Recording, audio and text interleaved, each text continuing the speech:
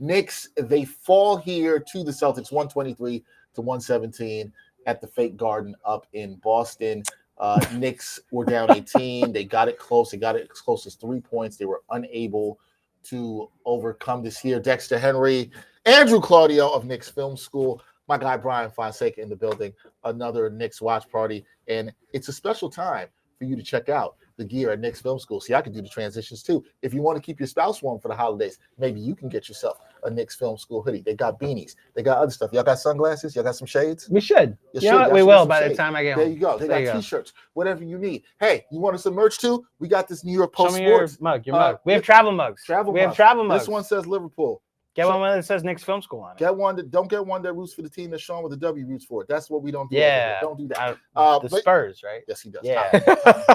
I wasn't going to say that team's name out loud. He also roots for a football team I don't like, and we won't talk about that either.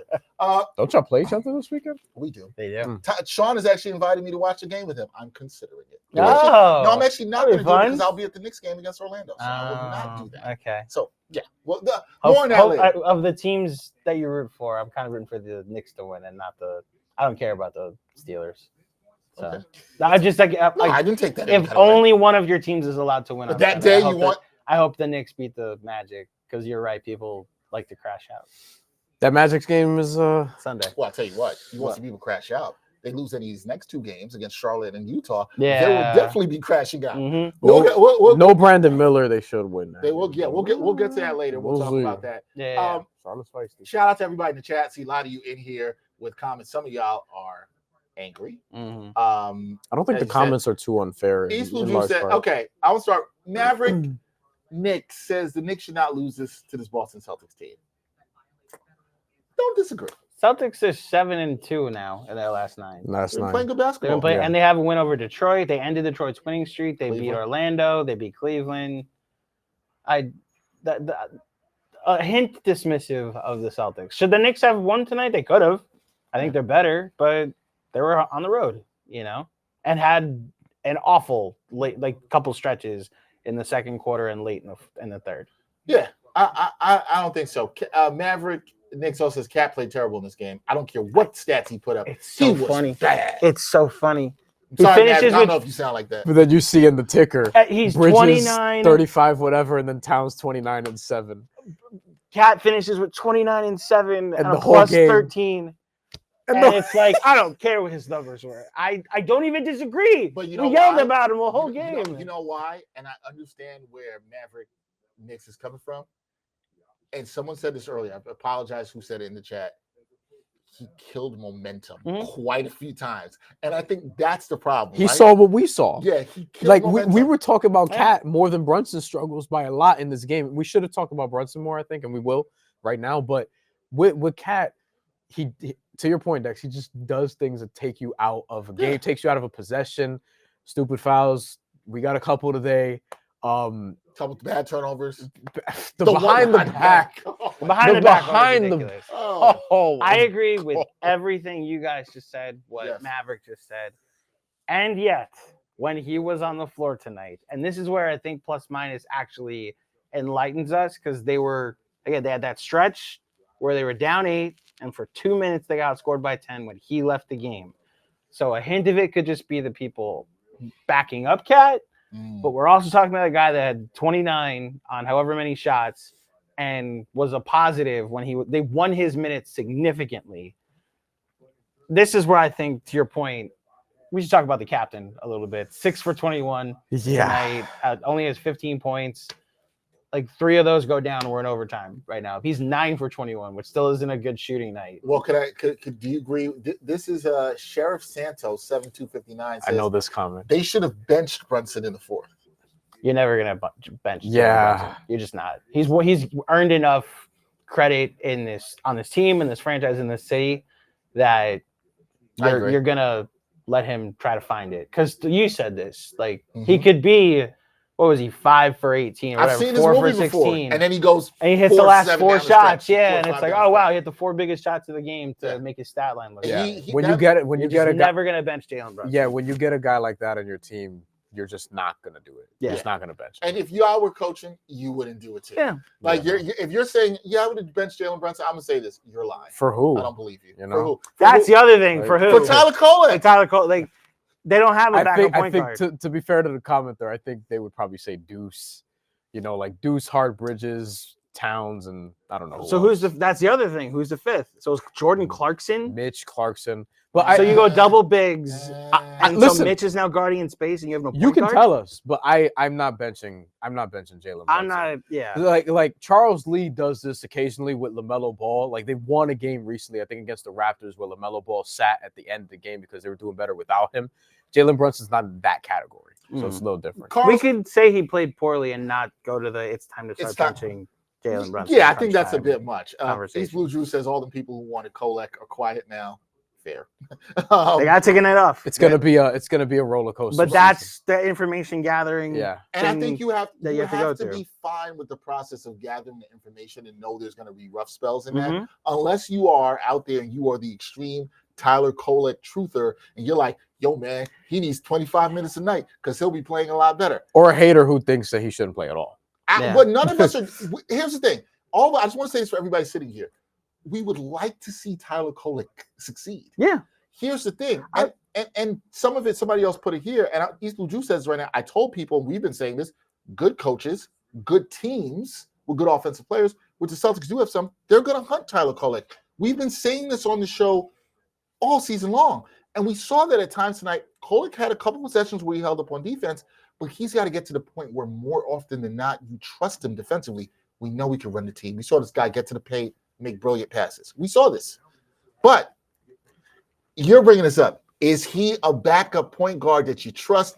And the information gathering is to find out in the playoffs, people. It's still no at the moment. Not December 2nd against the Celtics. Yeah. In the playoffs. And part of the problem is also, and we talked about this, I think, literally last time we did a watch along, where you don't have time for this in terms of like trying to figure this out late in the year. So you have to figure this out now because obviously the trade deadline's in February, buyout market deadlines are shortly after that, so on and so forth. But with Tyler Kolek, like you're contending. You're trying to get to the finals. Maybe win a title, but at least get to the finals. And you're going to find out if he's better suited to be somewhere like Washington, where he'd be playing and it's like, yo, go throw up all the shots you want, go develop over there, whatever. Or if he can play in a role like this. So this is the information gathering that Andrew keeps talking about. Like it's super important. I'm probably lower on Tyler Kolek than consensus. I still think he should play because you have to find out, because people who are doubting him, so to speak, could be wrong. But I think what we saw today, I don't know how, unless he's automatic from three, I don't know how much that's going to change in a playoff setting. But we could worry about that months from now. I don't even know what the team's going to look like in April. I think, and this is something Sean and I have talked about because of how we've talked about a lot about the hives tonight. I remember the RJ hive, the Grimes hive, the Quickly hive, and there was always something to it that they should be playing more. And the thing I always wanted Tibbs to give the leash a little bit on was like, let them make mistakes and learn from them. Yes. Yeah. We're getting to watch that now.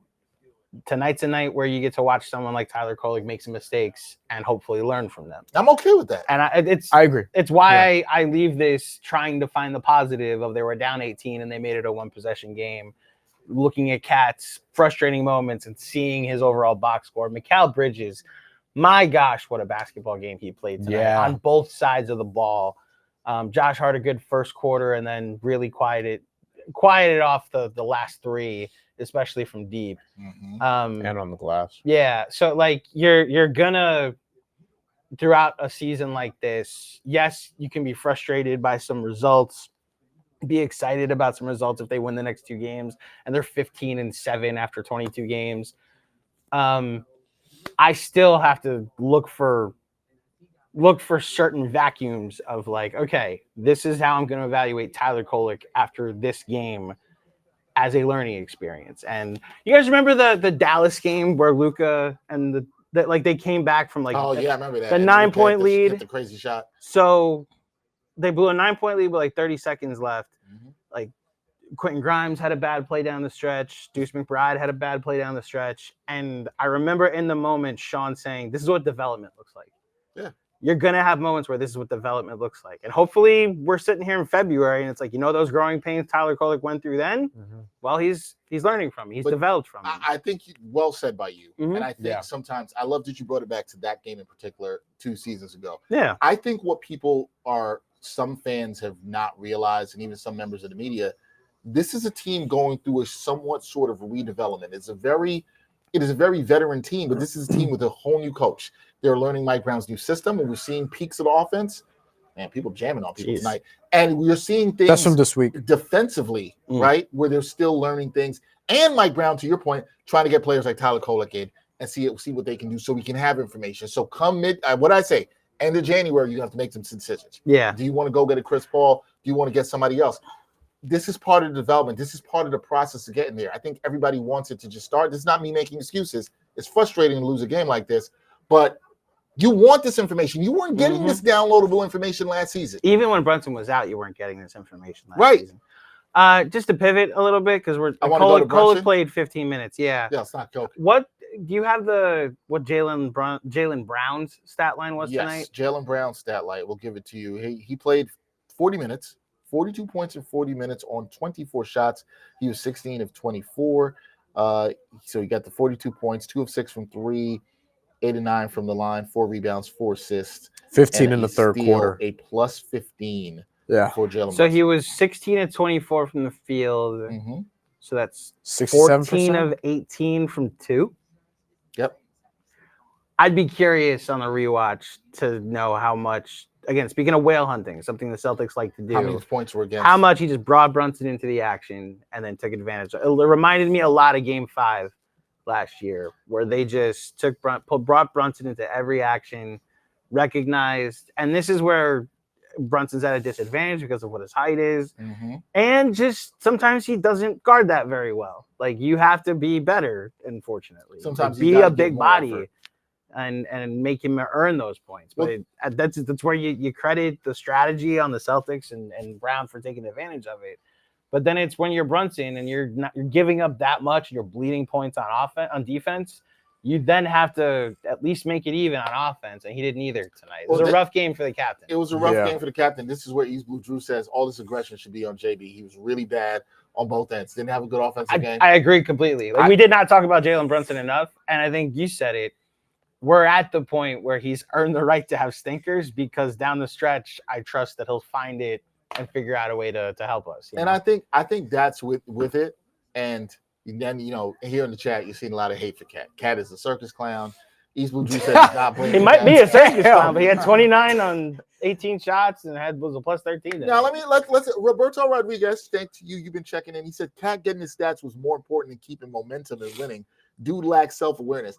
I don't think he was. No, but he had a funnier comment after that. I think he absolutely does lack awareness. Like that part, I don't disagree. That behind the back, the behind the back pass was terrible. And then the foul before. It wasn't even a pass. It was just a move. Like he drove right, went behind the back with the man in front of him and on his left, and it was a very easy turnover. And then the foul earlier, I'm forgetting the foul exactly. Where he stuck his leg out. Yeah. Okay, that's what it was. And it was like, and he very easily committed the foul. He was walking back like, I didn't commit So, and I do not want to make this about Tyler Kolek in here because I see people here saying Tyler Kolek. Roberto Rodriguez says Tyler Kolek needs film on Tyler Kolek so he can improve. Guys, that's funny. They're watching film. That's funny. They're watching. He's watching film. Like, yeah, but I do think we should we'll hit on Brunson a little bit more, but I mean, this is kind of what Boston wanted to do to them last year, and they did it during the regular season successfully in terms of attacking him in different actions defensively, and then on offense, like, look, it squanders the Mikal Bridges game, which he's not going to do every night, obviously, because who can? But it's nice to see that he could do that. We should talk about it squanders the Mikal Bridges game, where ultimately Brunson, if he's average, you probably win, but them's the breaks, like in the NBA now. And I think ultimately with Brunson specifically, it didn't feel like he was putting up terrible shots.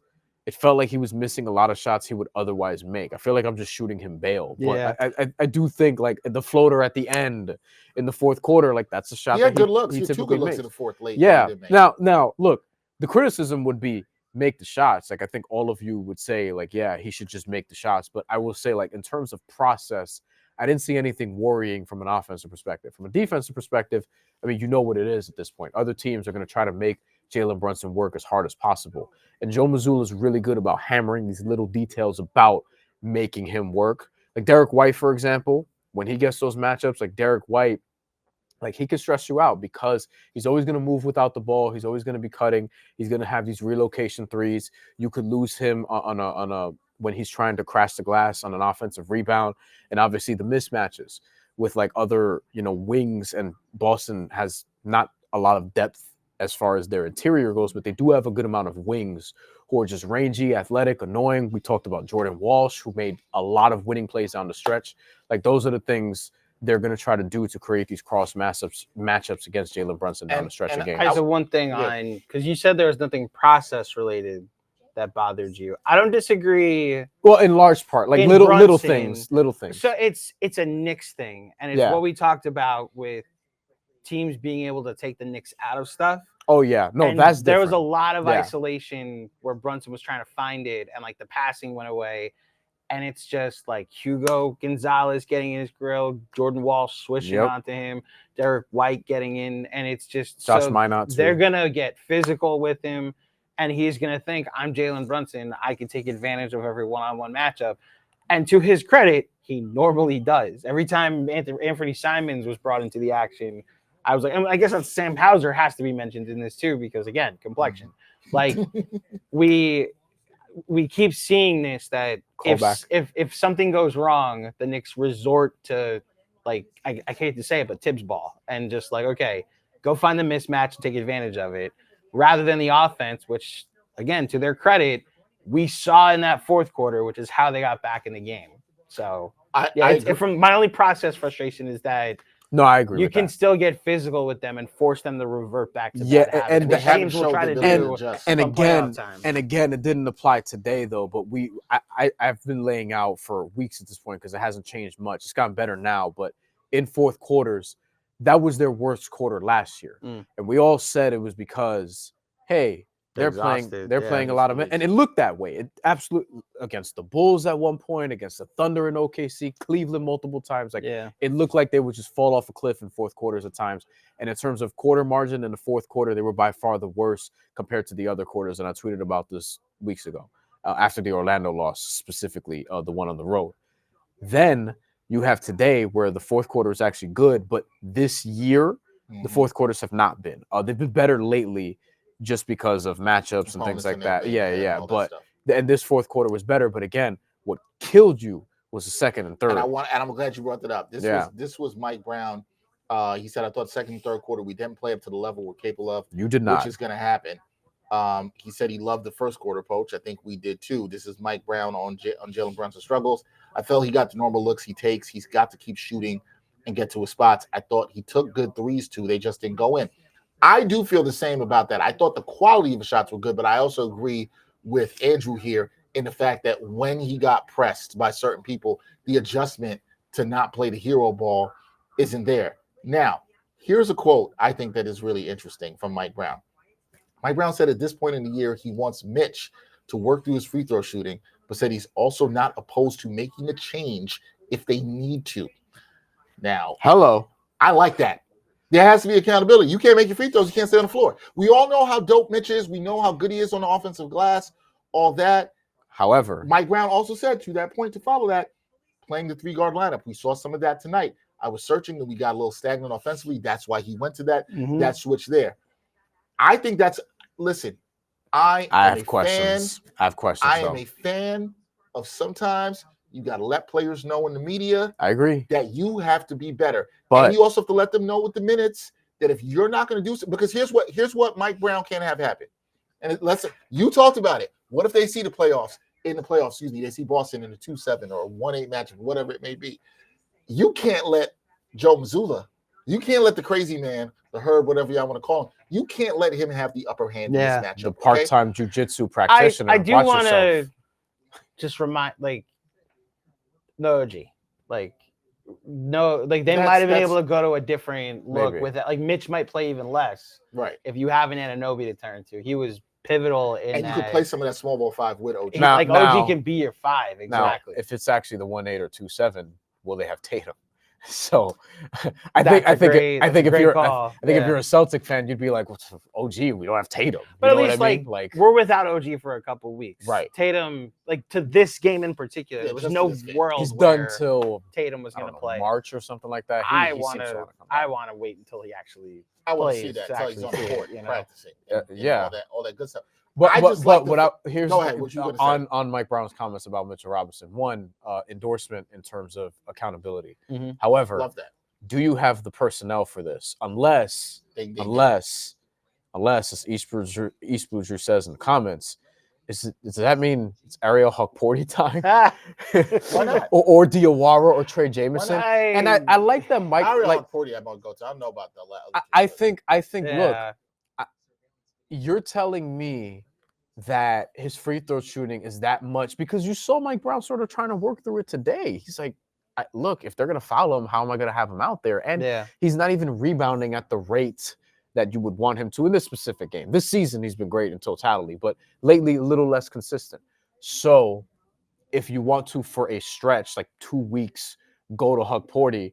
I mean, the other thing you have to, or whoever, Trey Jameson, whoever, because he's on the two-way, like one, financially beneficial if you can hit on one of those deals, because again, is Hukporty going to be good enough to earn like a Jericho Sims contract, or rather a Deuce McBride contract, because we refer to Jericho Sims for the Bucks, a Deuce McBride contract where it's like 3 for 11, and it's like, oh, okay, this is potentially a rotation piece. Like, can he earn that deal? That's the deal I've been talking about him earning. He hasn't earned it yet.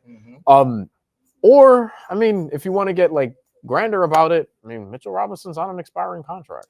So, here's the thing. I like the accountability. I think it's right. We have to note that, look. And don't look like they're going to keep him long-term either. There's no noise right now. They would have been able to go to multiple different looks. Like Cole probably doesn't play 15 minutes tonight if you have OG you can go to. Hart's coming off the bench, or Deuce is coming off the bench. You can. But here, I just think another weapon. I just think in the modern NBA, you just always got to assume somebody's out. Yeah, no, fair. Yes, but it's why fair. Like you mentioned the 1-8 possibility. Yeah. I'm not taking a lot of information. I don't want to say a lot. The Hack and Mitch existed last year in the playoffs. That'll still happen. Yeah. Bringing Brunson and going whale hunting and go looking for mismatches. That's something Boston will do. I'm counting on an OG Anunoby card the Knicks will be able to play, that they counted on being able to play going into the season, that the Celtics, we still don't know if they'll be able to play. Here's the thing. Maybe all this we're just talking about is with the Celtics, but this is generally a copycat league. And when people see things work, and we look at the longer physical teams, particularly with the Knicks, they're going to do this. Yeah, I would argue the Celtics are a copycat of what the Pistons have done and what the Magic have done and what the Hawks, specifically with Daniels, has been able to do. I can see doing it to slow, especially when they see games go the way this game did. I think it's very notable in this game that the Knicks got off to a fantastic offensive start. They were cooking in this game. Josh Hart was 4 for 4, right? They're cooking. As soon as how do we slow him down? You bring Mitch in because Mitch is a game changer. He can get you extra possessions. No, we're going to stop all that. No, you want to stop. Listen, whether you think the fouling is corny, whether you think the Hack and Mitch is corny, at the end of the day, great strategy. If you hit your free throws, none of it matters. And they can't do it. And my thing in life, in sports, get better, hit them free throws, right? And if Mitch can't do it, I like the fact that Mike Brown saying I might have to look elsewhere. Now, this is what the regular season is for. Yeah. And like not for nothing, Mitch isn't playing tomorrow. It's a back-to-back. Right. So there's So Charlotte tries this tomorrow. Yeah. Tryout time. Try this with Hukporty. Yeah. Right? If Charlotte tries this tomorrow, try this with Hukporty. I have no idea if Charlotte will or will not. But if they do, hey. I actually wonder if we get Jemison minutes instead. Can I give you Hukporty's free throws? Yeah. For his NBA career. I think he's 58% or something like that, right? Worse. That's great if you got that on the. He's 7 for 17. So he's not good at free throws either. He's in the 40s. Now, very small sample. Granted, he's better than Mitchell Robinson. Very small. Well, yeah, it's an upgrade. But if you want to look at international, in Australia, in Melbourne. You may roll your eyes, but look, free throws are free throws. That's track record at least. 66%, 96 for 146. And I think this includes all NBL play, including playoffs. Guys, So we would sign for 66%. I'd sign for 46%. Mitch is like, what are we doing? Mitch Robinson, it's 1 for 4. Like, he is a 25% for the most part, 25% free throw shooter. That's why the Hack and Mitch exists. You hit on a detail that I think is worth noting, though. Yes. Because you have to think about it this way. If you're the Knicks and you, Indiana notwithstanding, you've gone the furthest out of everybody from last year. So now you're the team, quote unquote, or one of the two teams, in Cleveland being the other, that other teams like the Pistons and the Celtics and the Heat and the Sixers are trying to get and trying to figure out ways to match up with you. The Celtics, I don't think drafting Hugo Gonzalez and giving Jordan Walsh a bigger role, and I don't think any of that's an accident. Like, I think they're looking for, okay, how can we throw length on Jalen Brunson and on Donovan Mitchell? Because that's the thing about both of these two teams. Other teams are going to look at how can you guard these guys, and you're going to see this again with the Pistons when eventually they play, because that Pistons series, lest we forget, highly competitive last year. Mhm. I think the last 5 games of the series were decided, or 4 games of the series. So there was a stretch where a bunch of games were decided by 11 points total. No, you're right. Last 5. Without Jaden Ivey, who was playing really well last year and has a muted role this year because of just where they've been without him so far. But Ron Holland, for example, was like an example of throwing length. Asar Thompson, Karis LeVert in stretches, even, who was a better defender in Brooklyn, but still, that's not even all of it. Like, I think other teams are going to be, they've taken note of what the Knicks have done that has worked, and it's going to be interesting to see how they work through as they play some of these better teams in the Eastern Conference. Yeah, I do think it's going to be interesting. I don't think we could talk about this game without talking about, what this meant with Mikal Bridges. Mikal Bridges had himself a fantastic night with 35. Excuse me, sorry, I shorted him. 37 points. Not 35. 35. Sorry, 35. 17 shots. So gave him 2 more points. 12 of 17, 8 of 12 from downtown. Sorry about that. It was just the 17 attempts is what got the 7 that got there in my head. Best offensive game I've seen him play since that Portland game. The Portland game where he had the buzzer beater. I'd actually go back to Christmas where he had 41. Oh, sorry, forgot about that. Against the Spurs. That was a great game. Just to close the loop on free throws, Trey Jamison for his career, because we were asked in the comments, 34 for 28, so 58.6% on free throws for his NBA career. It's double Mitchell Robinson. But like, that's the thing. Mitch has so. Oh, I know something I want to say. His impact is so high that you'll live with the free throws against every team, but the one that has the coach that's the psycho that's going to be like, I have one guy that I'm going to play tonight just to foul Mitchell Robinson. But and more teams might do that. I also want to say something that I spoke about this earlier with Brandon London when I was on. When you talk about Mitch, because he asked me about Mitch and playing back-to-backs, and then I want to go back to a conversation that I had with Stephen Bondi. I believe this was after the Nets game. We had this conversation too about Mitchell Robinson. Look, Mitchell Robinson has not played in back-to-backs this year. We know that his agent has been very instrumental in having the Knicks not play him in back-to-backs, because they're trying to protect him. They want him healthy, and Knicks fans want him healthy for the playoffs and all that stuff. Yes. But here's where I feel like that his team is missing this. You're hurting your value when you can't play in back-to-backs and you can't hit free throws. Your value now becomes minimized. He wants that contract with the Knicks. It's no shock that the Knicks have not had contract extensions. Or somebody. Right, or anybody. But I've kind of been, listen, this is going to sound like I don't like Mitch, because I like Mitch and I love what he brings to the team. But he is a limited player and he's a flawed player. And as much as we're talking about upgrading a backup point guard, there's a legit, and Bryan's been on his calling card all summer. Yeah. Maybe you got to go get some different kind of versatility at a big man where you're not as hurt on floor. Are you not ready to go there yet? No, because your backup center is Karl Anthony Towns. Like, if OG Anunoby's healthy, he could be a backup five. I think it's center depth. I think more than anything. Do you trust that? Do you trust that against certain matchups, against longer? You just teams? Said it, and this is the shift that we're making from the Thibodeau world, where it was like I said earlier, I have my 7, right? I know who my 7 are. Yeah. Every other team that I've ever watched in the playoffs is like, all right, well, you know what? This is not a series for blank player, and then the next series, you're like, you know what? blank player that didn't play last series. We're not going to bring him into this series. Like, that's the Spo playbook.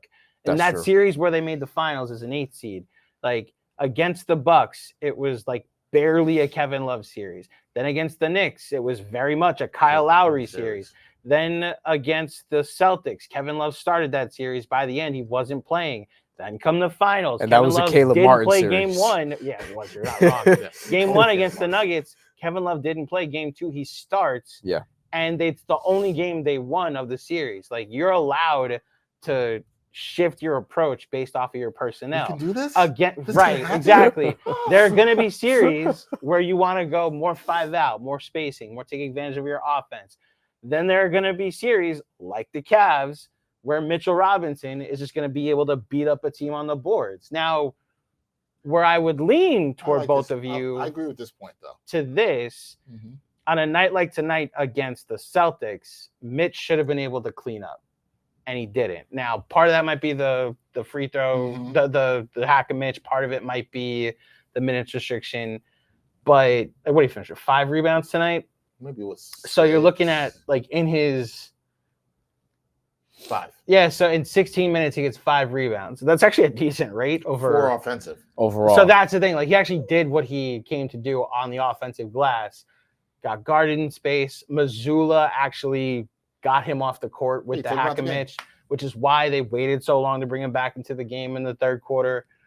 But, like, I hate to keep going back to this well. If I could bring OG back with Mitch, like, that's also a different thing. So to your point, if you have it's matchup dependent. It's matchup dependent. That's the thing. And we should be encouraged, and I do think it's one of the things fans should be encouraged. I do like the point you made. Fans should be encouraged that there is a coach now that is likely going to coach in the Spoelstra mold that you talked about, and we have a lot of respect for Eric Spoelstra here. Is that I'm going to coach different matchups. Now, you have to have that flexibility to do so. Yeah. And that's where having an OG matters. So maybe it's more of that than saying I have to go get another. He said, I'll change things if it's not going I like that, way. though. And Tibbs would have been like, we're searching. Gotta play better. By the way, he said this before, coincidentally or not, he said this in a game before a game that we expect Mitch to sit against the Hornets tomorrow. So. But if we get Ariel Hukporty, like 14 Ariel Hukporty minutes, I wouldn't be stunned. But that's good. And I'm okay with that. Look, and one of the learn what you have against the lower opponents. And one of the areas Charlotte is competent in is the boards. Ryan Kalkbrenner and Moussa Diabate. I think they're second best in terms of keeping you off the boards and defensive rebounds right now. Why not throw Ariel Hukporty out there? That's what I'm saying. To learn against them. Now, here's the problem, though. I want to tell you guys one problem. You know this is going to happen. I guarantee you, and I'll see. That I'm too high on the Hornets? No. You are too high on the Hornets. But over 25.5 wins, hopefully. Let's say, let me throw a line out here. Let's say tomorrow Ariel Hukporty gets 14 minutes. And in those 14 minutes of play, he does... Give me a stat line. 8 points, 5 rebounds. I'll throw a block in there. You know what's going to happen in the comments tomorrow. Wait, what's his free throws? Well, man. Goes 3 of 4 from the line. Oh my God. So there's an N1. 75% from the line. I think you're talking about 2 different things. There's how the Knicks are going to react to Ariel Hukporty. And there's how the fan base and there's how us nobodies on the internet that hopefully Mike Brown isn't paying attention to are going to react. I think he does, low key. Actually. I don't think Mike Brown does. We know for a fact Josh Hart does. So that's true. Hopefully this shooting coach that Josh Hart has been working with is part of the reason why he's shooting what he's shooting from 3. But like, I also want to commend Mike Brown. We waited for how long in that fourth quarter to get Josh Hart back in the game?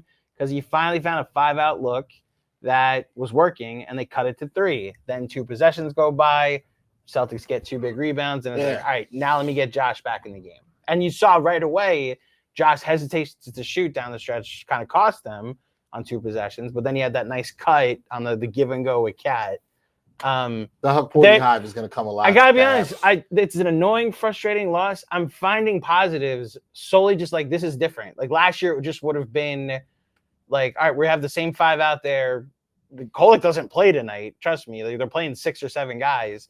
And it just would have been, Brunson, can you save us? I think you're being rational and reasonable. I'm trying to. And looking at the really understanding the process of what it will be with this team. If you would have told me, and I understand that people are going to be watching this, and Dexter, what are you talking about? If you'd have said to me, hey, the Knicks are going to be 13-7 after 20 games. Potentially 15-7 if they beat these two scrubs. Let's go. You're pushing it to 22. Let's push it. Okay, 15-7 after 22. And let's say the offense, let's say after the 22 games, the offense is still third or fourth in the league. Mm-hmm. Let's say the defense, maybe it's still where it is right now, 13th, 14th in defensive rating, at least according to Cleaning the Glass, it was 14th coming into tonight's game. By the way, 15-7 after 22 is a 56-win pace. Right. That would be over. And so, yes. When I say that, and then you look at how different the team looks, because this is my point about what the process matters. Mm-hmm. When you take all of that in, and I ask this to all the fans out there, what are you complaining about? Because you know what it is? I don't think they. I think they're frustrated by the loss. Yeah, like, I don't think loss is going to happen. But I can't say that they can't complain. You know what I mean? Like, I would say this rule number one: you can always be mad. Yeah, you can always be mad. Look, I say this all the time. Like, is there as much to complain about? Games, to react accordingly. Listen, react how you want to react. Here's what happened. React accordingly. I love your tweets on that. This is what happened. React accordingly. Except nobody reacts accordingly. No, they do. How they feel like they react. How they perceive the actual thing that happened, there's react how you want. You're right. You know, I'm reacting how I'm reacting. And there are some people that the Knicks are, they're 13-7 right now. So they're 11 and let's see, they're 11-4 since their season ended after a 2-3 start. You see what I'm saying? Not like bad. The overreaction after the 2-3 start. They've won 4 out of the last 5 games. Right. Like it's one of those. There might about to be. I said this after they lost the Orlando game because I saw the schedule and I thought like I'd sign up right now for like 5-3 in the next 8. They might go, or what was it? We're 4-3 in their next 7, and they might go 6-1. And it'd be very funny if that's how this ends up. We gotta talk about Mikal Bridges because we've been belaboring I got his second half stats up here. Shout out to Pivot Fade. 30 points in the second half on 13 field goal attempts.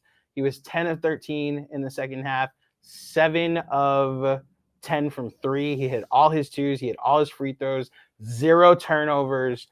He's the reason this game became a game in the second half.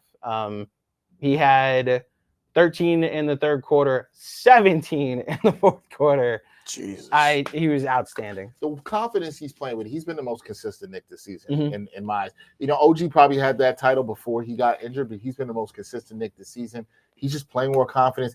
People are going to look at the threes, but there were 3 baskets in this game in which he attacked the rim, and we all were like, last year that would have been a fadeaway. Yep. Yeah. And a fadeaway layup, as you called it. And this is really impressive to see from him. I think what you take from, if you want to take a positive from tonight, you need that when JB doesn't have it. When the captain doesn't have it, you're going to need some of this. Now, when OG's back and a little healthier and spacing's a little different and all that stuff, it'll be better, but you need that kind of performance from him. This was not a great Josh Hart night. I know he started off well. This was not, he started off decently too. I'm looking at Deuce McBride. He only had 9 points. He made 3 threes. 3 threes. Which, Deuce, it's fine. I thought he played some pretty good defense for the most part. Deuce did his job. I thought. Yeah, they ran him off the line a bunch in the from the second quarter on. Yeah, I thought he did his job. Deuce McBride had, let me find it. Deuce McBride had 4 field goal attempts in the second half. I guess he had 2 in the first half. More than I thought. Yeah. Actually, he went 1 for 4 in the second half. I have nothing for Deuce McBride. To your point about Josh Hart. Yes.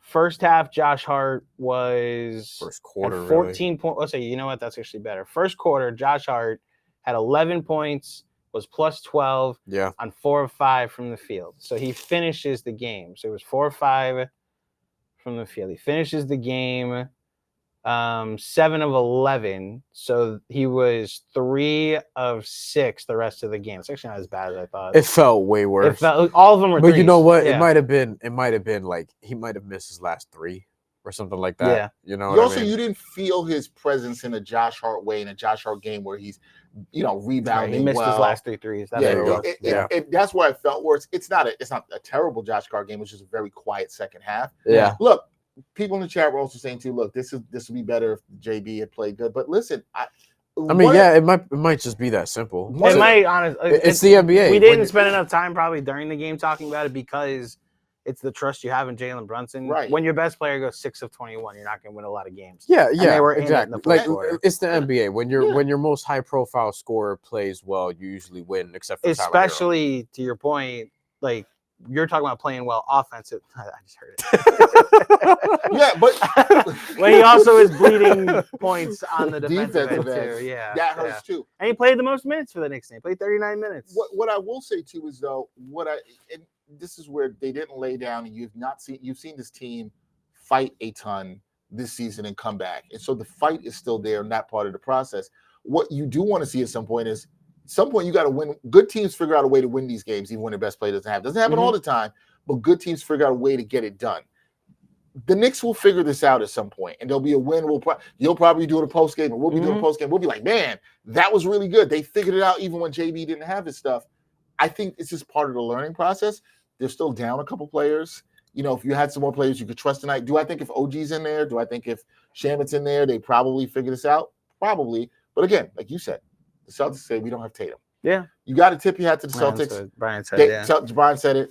You got to tip your hat to every the Celtics. team can say this. Yeah, every team. Like Toronto, the Knicks beat on them last game. And this is their next big, on that note, this is their next big road test. Because in a week from now, the Cup, they're in Toronto. Quarterfinals, they're in Toronto. Yeah. RJ Barrett might be back. We'll see. And Jakob is not even on the injury report anymore. So they just rested him. Excited about the NBA Cup? The answer is kind of. I don't. The NBA Cup to me has been boiled down to what's game 81 and 82. Like they now have tougher opponents on their schedule for an extra 2 games this year, which could matter at the end of the season.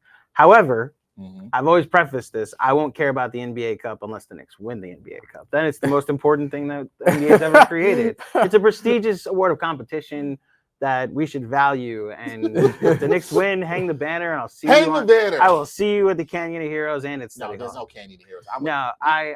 Where do you go if do you do anything if you hang something up? But do you hang a banner? There's a banner in Milwaukee and LA right now. Do you have a party and So they had a beer party, not a champagne party, a beer party in Vegas when the Lakers won. Yeah. That's why Darvin NBA Ham, players want to. Well, then Darvin Ham the next season was like that derailed our season, and because he was a coach of the Lakers when they won the NBA Cup. Then the Bucks won it. He was an assistant coach. I think that's a Darvin Ham. Well, so then they didn't celebrate anything last year. Like they didn't do a party for the Bucks, and then.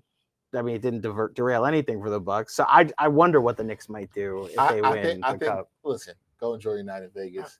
I don't. Here's what I'll take away if the Knicks. Here's the weird, the Raptors game big brain thing I'll take. If they get to the NBA Cup, it'll mean that they will have beaten the Raptors on the road and either Miami or Orlando. Yo, see, that's which is how talk about gathering information. That's the other thing. If they win it, then they will have given OKC a loss that doesn't count on their schedule, but it does. You can then at least point it to the Knicks and be like, "Hey, that's a thing that worked against the team that you're hoping to play in." If it's OKC, I like the way the Cup has broken up into the teams in the East because I love that it's Toronto. And those Miami. 4 teams specifically. It's a legitimate test. But to your point about do I actually care about?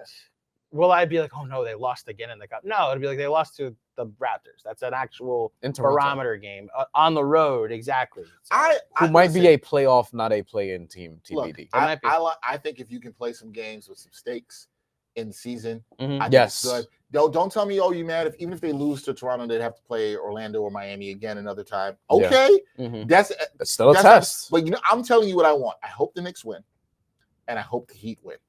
Miami. Semifinals.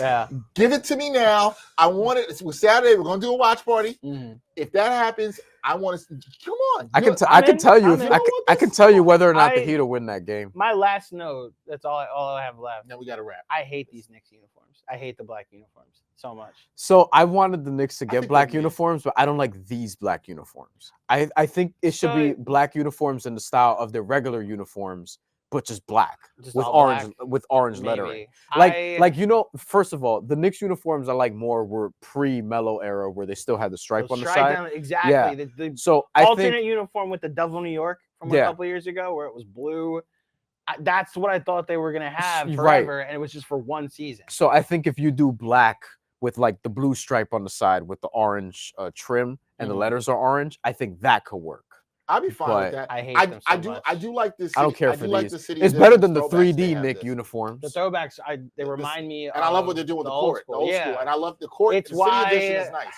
It's again why I'm like they've gotten it right in these last 5 years with I think they're Nike, but like the fact that they've been able to have it so right and then be like, all right, we're doing something different next year is very frustrating. I don't like that every NBA team has to change every year. Also, and so you saw some of the teams this year with the city edition jerseys go back to what works. Miami's done that with their Miami Vice, which are some of the best city edition jerseys. You know what I wish? If you find a San Antonio needs the Fiesta works, ones back. They brought that back this year. Oh, a variation of it.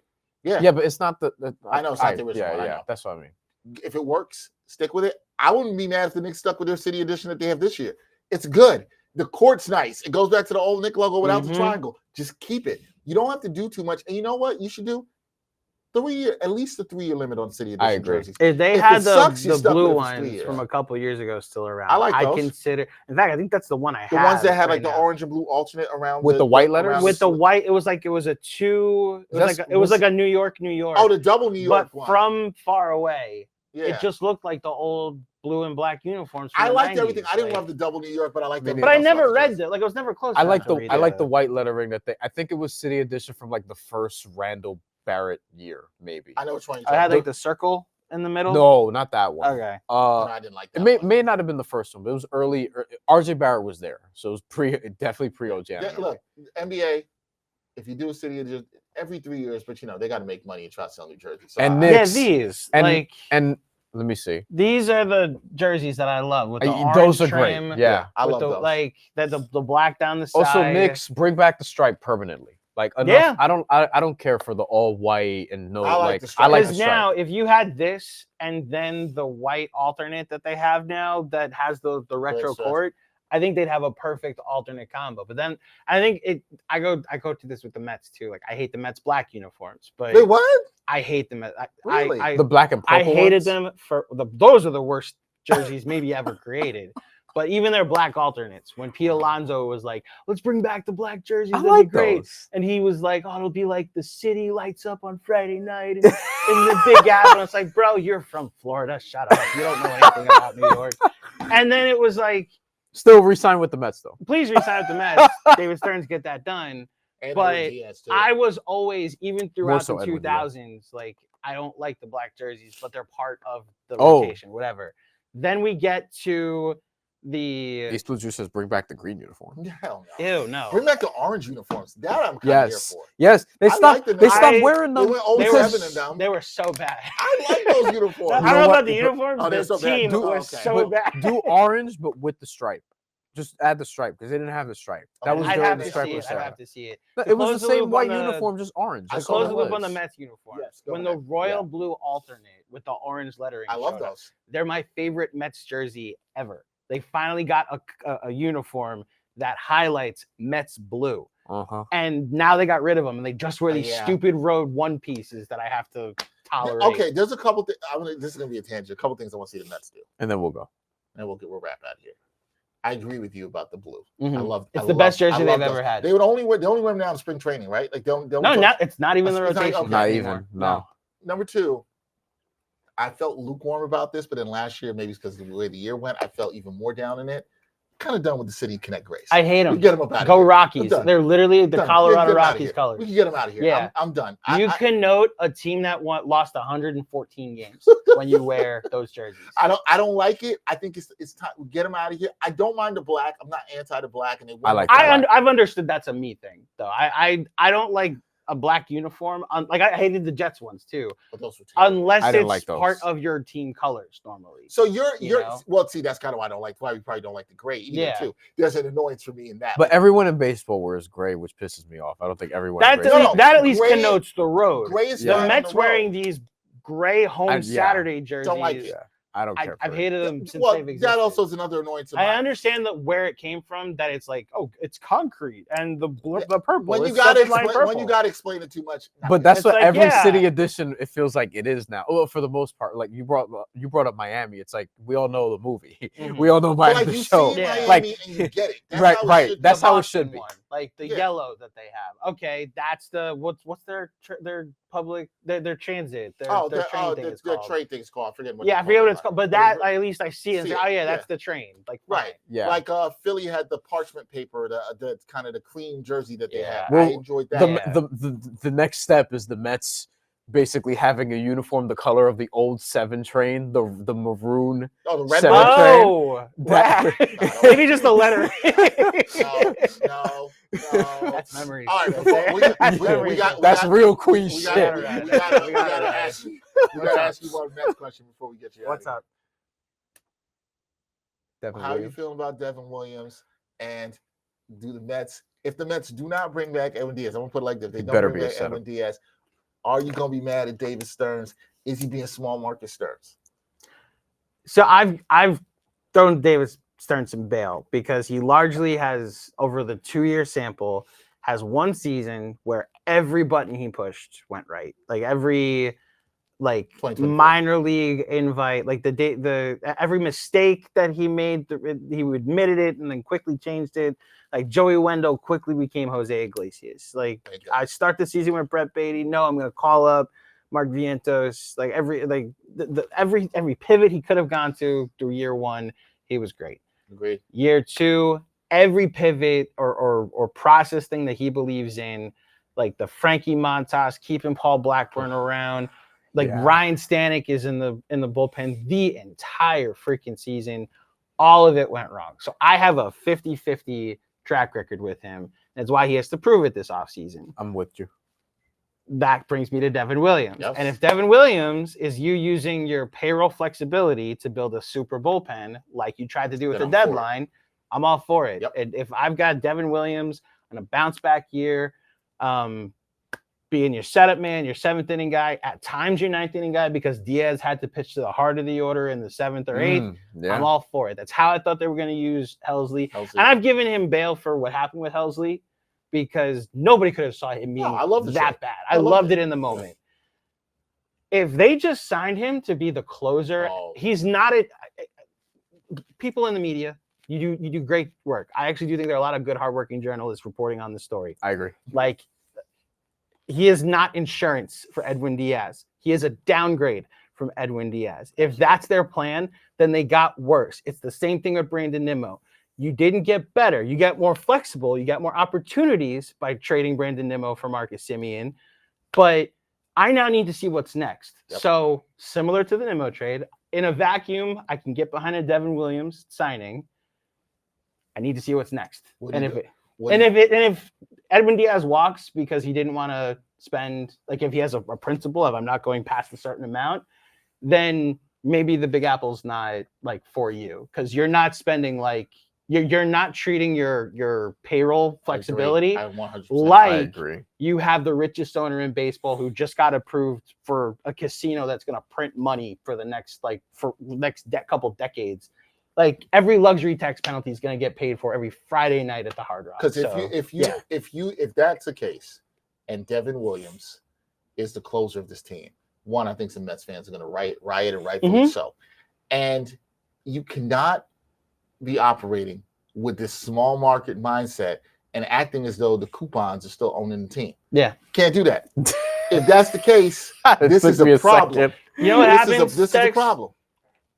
People have like the Freddie coupons thing is an app because of the payroll restrictions that he had, right?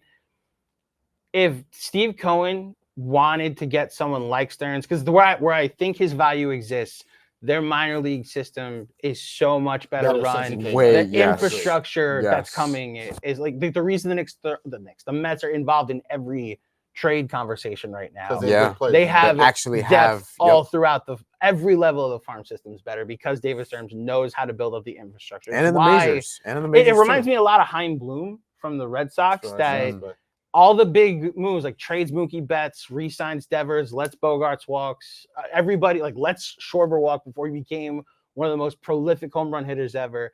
And it's like you might not know how to build a competitive big market team yet. Your money ball. But now here we are all these years later, and the farm system that Chaim Bloom put together is now getting them places. So I'm willing to wait it out with Stearns.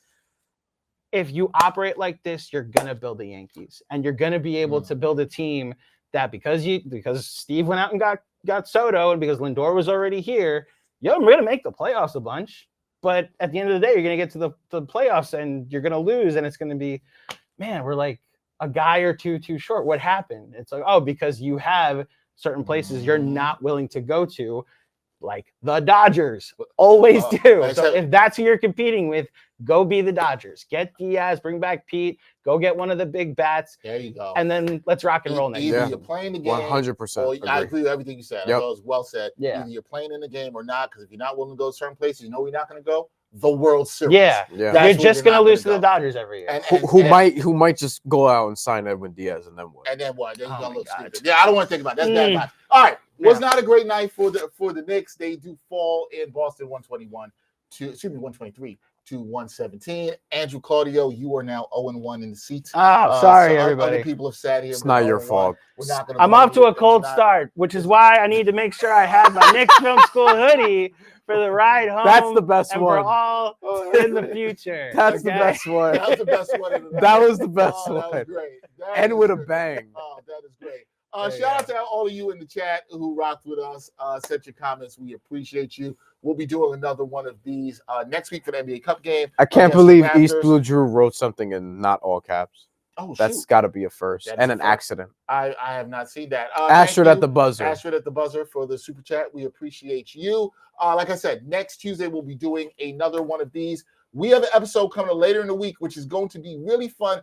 I'm not going to say too much about it. Oh, God. Myself and Bryan are going to be making some hot takes. I usually don't engage in the hot takes, but these are going to be some really hot takes. They're going to be spicy, real spicy. I'm telling you, it's going to spicy, really, really spicy, and you're going to want to watch. That's good. What else? What do you guys have coming up with Knicks Film School? I won't let you give you a chance to plug it unless you want to plug another hoodie for us. So over at Knicks Film School, where you can obviously get this hoodie, we have live post games after every game. I do the pregame pod where I get a guest with the Knicks with an expert opinion on the Knicks opponent. So I don't have one come tomorrow because we just did one last week for the Hornets. So John's actually going to have a conversation with John Schmielk.